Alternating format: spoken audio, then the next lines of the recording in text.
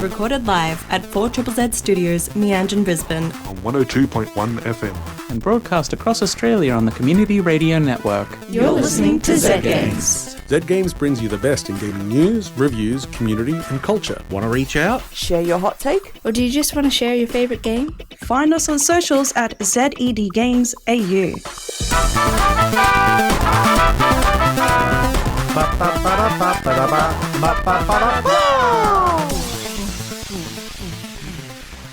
We should write lyrics one day. That would be fun. Game. This is Zed Games. Hello. I'm your host, Paul, and joining me is my good friend Caroline. Hello. I'm here. How are you? I'm good. I've been playing way too many video games and not doing enough sleep. Oh yeah, I have. I'm always not the most sound of mind, but in the recent Steam sale, Admittedly, most of it was soundtracks because I like to buy a lot of soundtracks from games, as you could potentially see why. Mm-hmm. But I family share with a friend, and one night he woke up with like 50 new games on his list. I'm like, look, most of them were under $1. But yeah, I like doing going really deep into it, and I found a weird developer that I'm like, oh, this is interesting. Mm-hmm. I think it was. I should actually look it up and read the description. I might do that in a bit. But then I just thought, but for $16 I can buy their entire catalog. All right, cool. There's like 10 games of like experimental games and stuff. I'm like, okay, that's fine. So yeah, I have destroyed my friend's family sharing once again because I am a problem purchaser. So with all that, let us talk a little bit about this week in gaming news.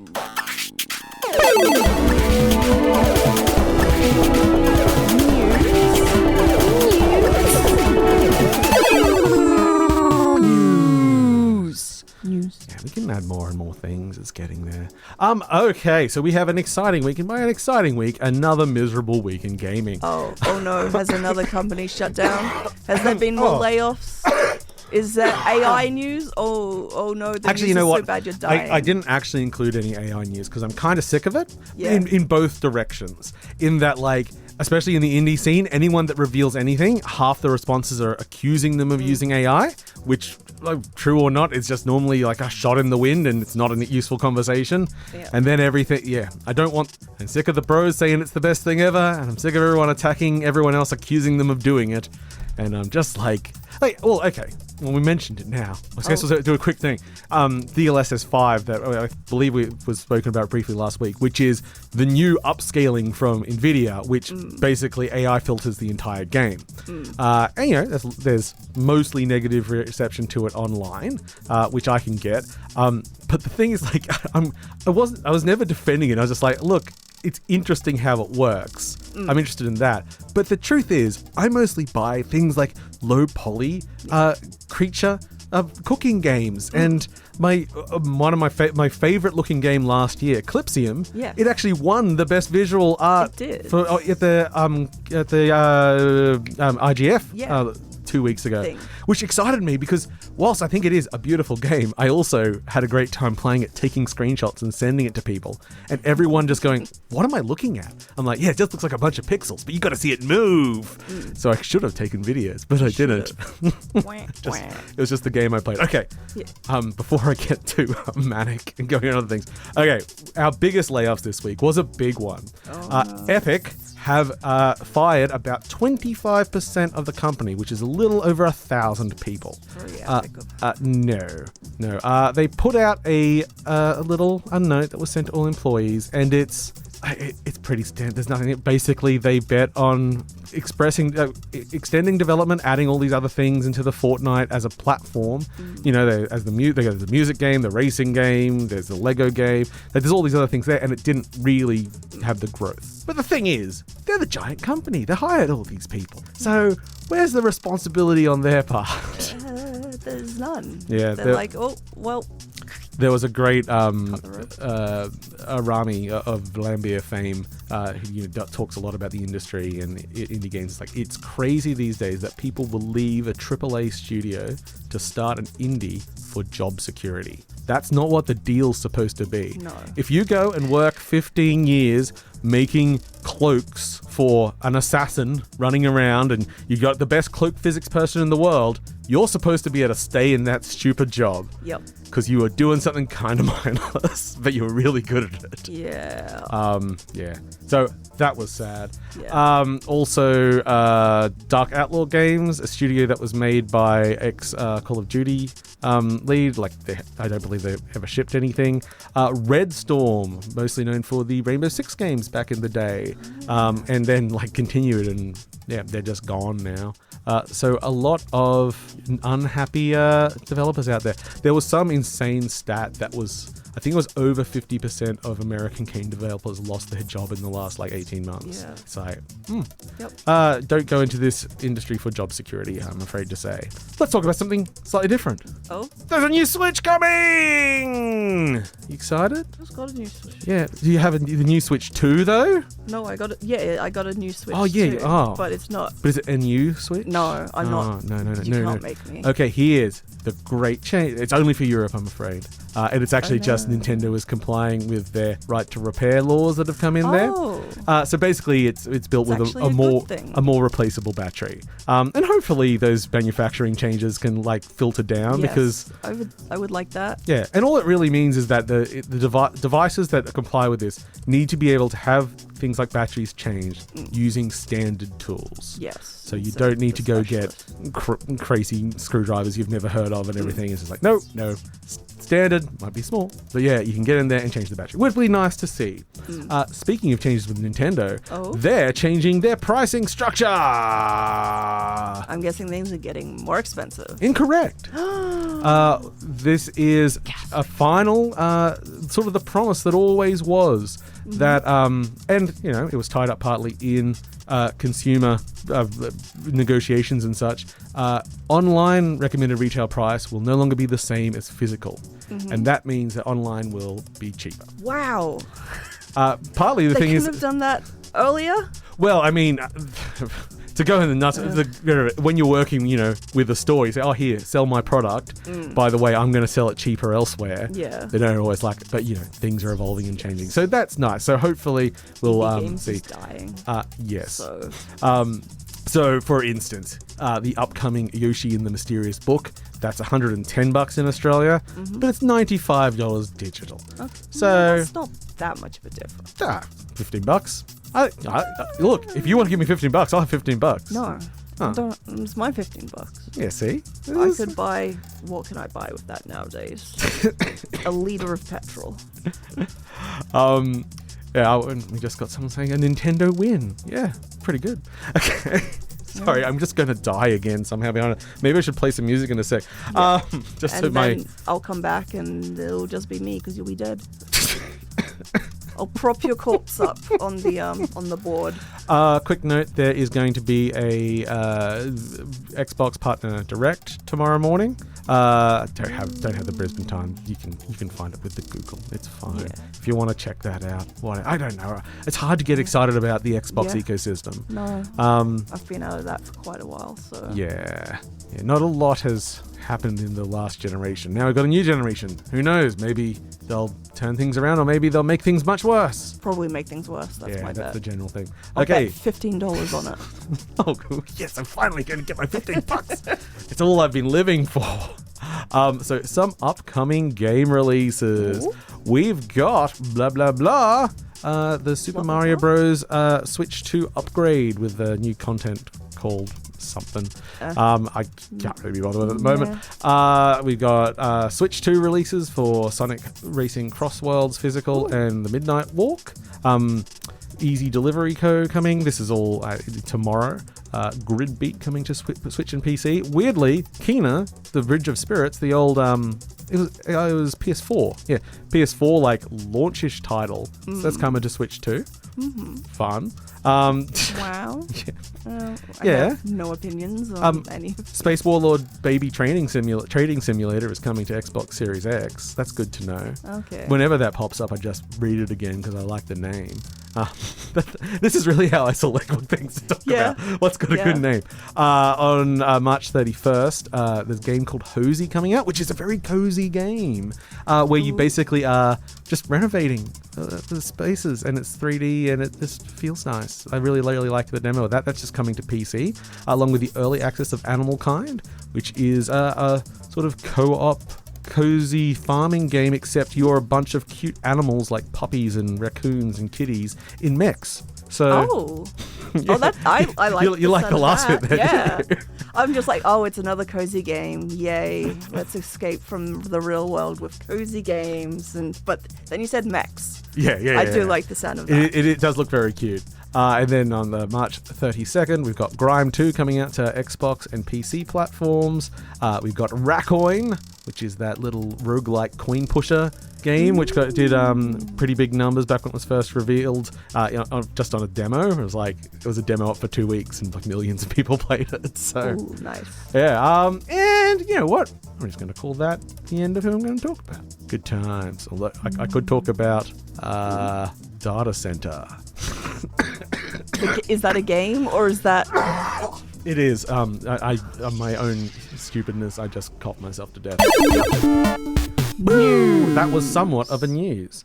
This is Zed Games. I'm Paul. That there is Caroline. And Caroline, guess what time it is for? It is time for a review. Humanity is dead. We even need to have balls anymore when humanity is dead, yeah? Hey, balls. None of them. Yeah, are there any balls in this game?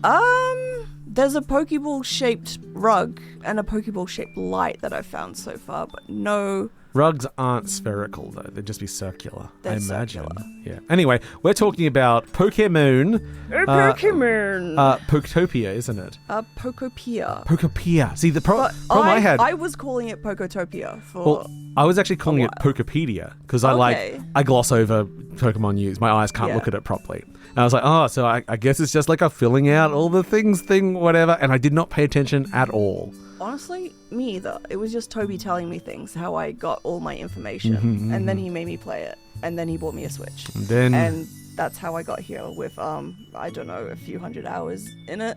A few hundred? Yeah. I mean, I know this you... is the reason that I've not been sleeping. Yeah. No sleep, just Pokopia. Anyway, yeah, it is a post-apocalyptic Pokemon game. Woo! Which I didn't get from the advertising. They were, it's very cute. And you go in there and it's like, the humans are gone. Where did they go? Everything's in ruins. But yeah, humans have disappeared and all but a handful of Pokemon are gone. You play as a Ditto, restoring habitat so that the Pokemon can return and gaining abilities that will let you reshape the landscape and to go to new landscapes to reshape. So terrain molding abilities and movement abilities that let you get to places. Are we talking Dragon Quest Builders level molding things or full-on Minecraft molding things? I actually mention Dragon Quest Builders later on. Your script. pre-prepared comments. Yes. I'm going to mess up your script. I'll get to that in a bit. Okay. Basically, I'll wait with bated breath. You get Pokemon moves, like Leafage lets you grow long grass, Water Gun waters the dry dirt and plants, cuts things, etc. You gather resources to craft items and build structures, all geared towards drawing in Pokemon and housing them in a comfortable way to raise the environment level. It feels like an amalgamation of Minecraft, cubes, Animal Crossing, creatures living with you in a customizable area, and Pal World. Force labor, refine my materials, build me structures. So we can enslave them. Yes, good. That's still. I mean, it is a core aspect of the Pokemon fantasy. A lot of gameplay is me walking up to a Pokemon who is sleeping at 3 a.m. and me going, "Hey, build me this wind turbine so I can get electricity to this." Okay.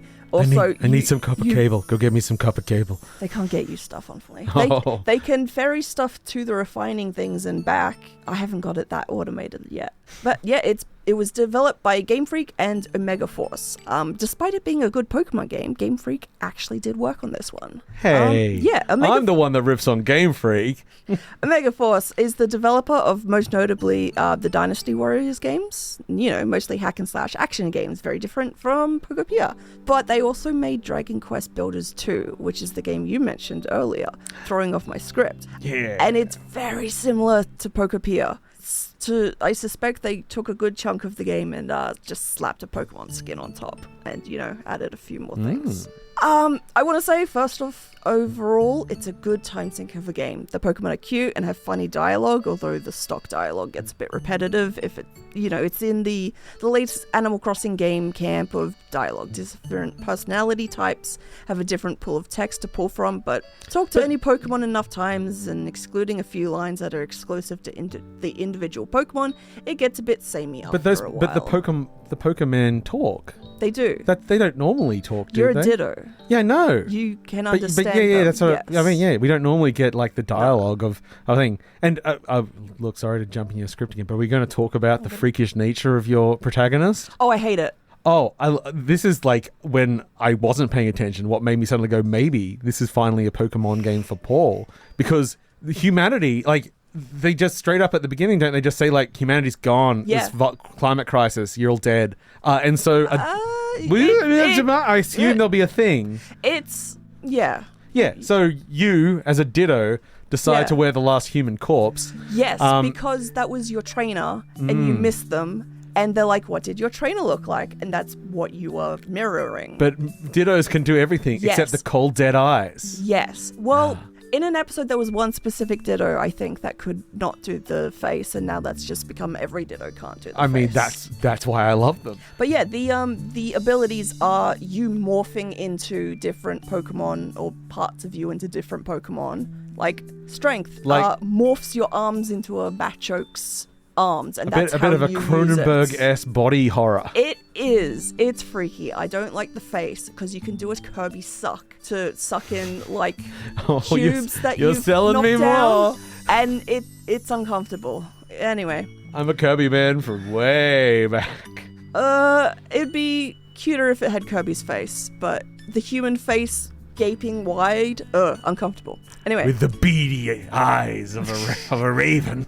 Yeah, anyway, I think why I love the game is the novelty. While it is not a unique concept for a game, slap that Pokemon on it and my corporate shill of an inner child is ecstatic. It helps that I went in blind and got to discover the game on my own. However, this is Nintendo and I have a love-hate relationship with them, so... The story is pretty formulaic and predictable. I put off doing the bulk of it for as long as I could and only progressed through what I have done so I could get the abilities I need to explore and do my own thing. And when I did do the story, it ended up being very, oh, go do this thing for me. Oh, you've already done it. We still feel the need to lay out in painstaking detail what you should do. Oh, you've done it again. Excellent. I'm trying not to be too spoilery for those who want to discover things on their own because, best part of the game for me. There's several areas of the game. You do a bunch of errands and fetch quests so you can unlock the big task where you have to get a certain value up to 100%. Yay, story done. Move on to the next area. Is it paying back a debt? No, there's no currency. There's no Tom there. You can trade items with Pokemon, and I just give them the piles of dirt that I have. Your finest dirt. Yes, my finest dirt that is because nice. I'm digging it all up. What a to kind. Make things What a kind. Flat. Yeah. There's a lot of unnecessary dialogue and making things take longer than they need to. I don't need the same spiel about the artifacts every time I get something appraised. Why can't I bulk appraise? I have places to be, you overgrown bundle of vines. And there's also a lot of, oh, what happened to the humans? I don't know, maybe if you read the various lore chunks around the world, you'd already know like I do, because, I use some basic logic. Yeah, but, I mean, I wouldn't. Yeah. Lore chunks are like another thing that I'm allergic to. Oh, I just skimmed them. You get it very quickly because, it's Pokemon. And They're there's not great with there's all the story. corpses everywhere. Yeah, the corpses are great. I am modifying this game to be more of my fantasy. There is actually an item, and it's gold teeth. And just a set of gold teeth. And Professor Tangler's like, oh, humans use this. You should display it. Wouldn't a Pokemon love this so much if you put this in their house? We found a pacemaker in a hole. Yeah, basically. It's basically like that. Anyway, the music, I muted it. It was very repetitive. Same with the sound effects. You're going to be hearing a lot of the punchy punch of the rock blake. If you're going to do any sort of landscaping, as well as the sound of the Kirby suck. But, yep. Some areas of the game handhold you a lot, while others, you just got to read the tooltips, which is hidden in the menu. Like, for an instance, an ability of a Pokemon is fly. They can fly you to a Pokemon that they are searching for. What they didn't tell me was searching is an action that you need to be actively performing. I thought I could just, talk to the Flymon and ask, the option wasn't there. So I thought maybe I had to progress the story a bit more. Nope. You got to go into the Pokédex, and the little labels that tell you what the buttons do, there's a thing saying that the plus button is search. And this lets you bust out your Pokédex as you walk around, and you can talk to other Pokemon, and they will tell you where one in particular is. Then you can ask the Pokemon with the fly ability to take you to them. Or to their habitat home. Yeah, if you're currently... Or their habitat/home if they're currently despawned. Which is another thing I didn't know. I thought I just couldn't find some Pokemon sometimes. But no, they're despawned. I didn't know that. And some things you just can't do. You find an area of ground you can't break. Find an item you can't pick up. Find an item that says it can't be used yet. Well, that's story stuff. And you gotta do the story to be able to... I will not. Exactly, and it's annoying. So, tell me, what are your end feelings on the game, though? Oh, I have many more things, but I'm guessing we're running out of time. Very, very subtle transition. Yeah, sorry. Overall, I love the game. It's a great departure from the mainline game slop that we keep getting shoveled, but there is enough that irritates me about it, as well as the giant cost of entry, that prevents me from giving it top grades. But I will keep playing it obsessively, and I love it, but I also hate it. Hooray! Yay!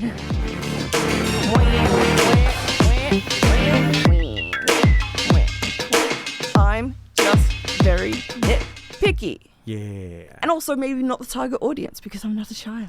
I don't know. I think like the target audience of children is like, yes, they appeal, but also it's not like there's lack of awareness that it covers pretty much all age groups at this point. So, you could make general entertainment can be for everyone. It can be. Speaking of general entertainment for everyone, this is Zed Games. I'm Paul. That's Caroline. Hi. And guess what? It's time for us to do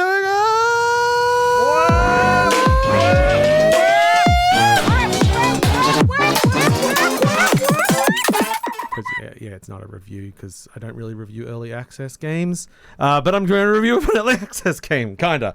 Okay, I am here to talk about everybody's favorite hole, Winnie's Hole. So, oh God, not the hole from Doro. No. From Australian developer Twice Different, who previously made Ring of Pain, which is a really good card game with roguelike elements and a great soundtrack. So Winnie's Hole sort of got announced when we started getting a real run of those. Oh, look, the IP for Winnie the Pooh has run out, and now everyone can make like horror of it. Yep. And so a lot of people dismissed its initial reveal as, they're just cashing in with a gimmicky, I'm going to make horror Winnie the Pooh.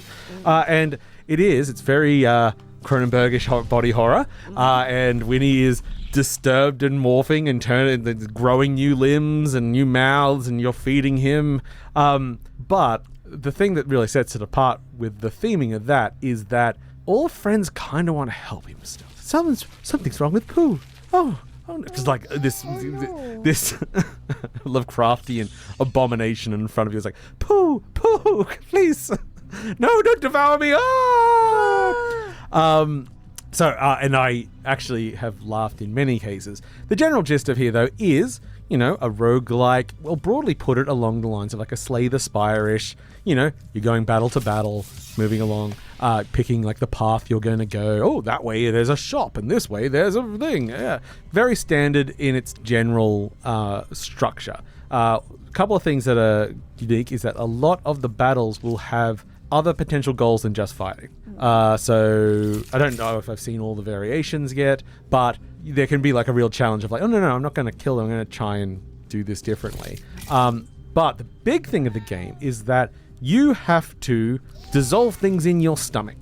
So the roguelike elements of the game really are, you've got stomach space, And in that space, it's a grid, will drop the things that are in your hand that you've built, your roguelike hand. Oh, if you do that, that will do some damage. And you then, to play your turn, you have like tetrominos. So you have to put down these shapes to cover the grid, which means you might say want to attack, but this shape is also going to do something that's a debuff or that. So you have to do a geometric puzzle in planning. If you don't cover all certain things, you might take damage, all this, the variations are endless because it is a roguelike. But the result of this is, of course, a roguelike that doesn't really play like any others. The only comparison I actually have is another game that's not out yet, which is basically Pokémon, but with a geometric tetromino thing, and it does the opposite way. The tetrominos are the powers in that, and you've got to fit them into a space, while this is the stomach, and it has the powers in it, and you have to either activate them or not. So far, it's just had really... It manages to make most battles feel more like a puzzle. And partly, maybe that is just because it looks a bit puzzle-ish, but I did sort of feel like I could beat most battles without taking really any damage if I really thought about it. And that's where I like to be in that sort of like turn-based game. Games? Yeah, a little bit of a thinky think. Yeah, and as I said, it's got at least the story content at the moment. I've had a very good time. I have not seen everything. I doubt I will because I've never been sucked into a roguelike enough to like try and see so much of the content. Like I probably put most in like Binding of Isaac. I probably put in like 100 hours into that. Best Binding of Isaac. So I've probably seen like 3% of it. Don't ask me how to into Binding of Isaac. So anyway, Winnie's Hole is currently out on early access. It's currently about $18 Australian to buy. It's an Aussie developer. Yep. And they're nice people. I've met some of them before. Good. But yeah, I would recommend checking out if you want a bit of a twist on the roguelike, the turn-based, card-based roguelike thing, but with tetrominos and a horrible monster of public domain. It looks interesting, mainly because they didn't go for the lowest bar of art and make everything. Oh no, it's got great art. It's beautiful. It's but horrifying. Describing like gameplay mechanics, especially like putting down things in a puzzle, is like not that interesting on radio or to discuss. But it's like even you've got the battles, but you also have now you've got your power-up area, and it's making the parasite grow, and you've only got certain moves to be able to make it grow and everything. So. Yeah, it has quite a lot of variation. It looks great. It has made me laugh out loud many times, and it's just pretty fun to play. Yeah. So that is Winnie's Hole! Hole. And we will make no comments about that. In fact, Zed Games, and I'm Paul, that's Caroline, and we're getting near the end of today. How close to the end of the day we are? Pretty close. But that's all right. But I have some follow-ups of some promises I made earlier in the show. One was I mentioned the odd game and developer that I purchased, and I haven't actually played any of these yet. These are not recommendations. This is just what gets Paul. I first found the game Detuned. An eerie, anti-rhythm, hidden object, roguelike. Avoid a procedurally generated song. Look for pearls in the surreal wonderland. Also, they have me and my eldritch parasite. You have an eldritch parasite. It sucks. Find a way to get rid of it while meeting its demands in this strange mix between side-scrolling, horror, virtual pet, and sarcasm. It's okay. Yeah. It's Ape Hardware is the developer. They do all their own soundtracks and everything as well. So I was like, you know what? Even if these are terrible, there's some ideas going here. It's all very genuine. I am on board. It's not just a copy of whatever is selling. Oh God, no! And it's none of the art styles or anything that's going to be pulling in the mainstream. But that's the fun of it. Yeah. Find these odd little creators and get around. And even there's at least some head like barrier to get on Steam. Not very much. It's $100, but then you go to Itch or something, and you could spend I think I spent 2 hours straight just scrolling on Steam in list form because I just wanted to look at the things that nobody had clicked on, games with 0 reviews, that sort of thing. Woof. Do you ever go in the deep dives? No, I'm scared of what I'll find. Oh yes. Or what will find me. Well, and you do have a habit of getting into the obsessive, so... Yes, I get weirdly upset when I'm like following like a really really underground sort of thing with like 5 people on it, and then like a big YouTuber does something. I'm like, oh, well, it's for me. How am I supposed to be a pretentious hipster now? Oh, You have to find another game. I exactly. don't know. Thankfully, it's Find it in the mud outside. oh yeah. A few rocks, bang them together. Ooh, it's game. No one has heard of this game. That's why I'm getting back into game dev. Yeah. I mean, not really. I'm just making some experiments in Godot because Nice. you got to learn the tools of the trade. Yeah. And I'm just making old Intellivision and Atari games. Nice. That's the way to go. But that brings us pretty much to the end of today's episode. No. Have you had you with your spooky voice? So spooky. Goodbye. Bye! Thanks for listening to Zed Games. If you'd like to listen to more, you can find us on the Community Radio Plus app. Or find us on socials at ZED Games AU. See you next time.